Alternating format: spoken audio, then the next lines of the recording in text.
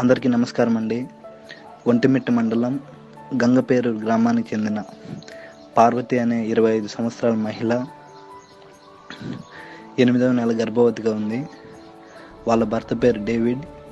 వాళ్ళ భర్తకు మాటలు రావు, మూగతను. ఆమె కడపలోని రిమ్స్ ఆసుపత్రిలో చికిత్స పొందుతూ ఉంది. అటువంటి సమయంలో అత్యవసరంగా రక్తం అవసరమని డాక్టర్లు చెప్పడం జరిగింది. ఇంకా వాళ్ళ భర్త మూగతను కాబట్టి మాట్లాడలేని పరిస్థితి.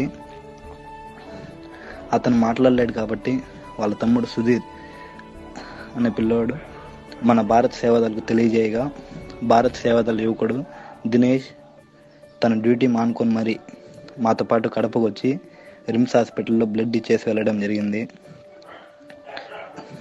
వెళ్ళే టైంలో బైక్ సీజ్ అయిపోయి దారిలో తీవ్ర ఇబ్బందులు ఎదుర్కొని మరి బ్లడ్ ఇచ్చేసి వచ్చినారు. కావున ఇబ్బందులు పడిన ప్రతి ఒక్కరికి పేరు పేరున కృతజ్ఞతలు తెలియజేసుకుంటున్నామండి.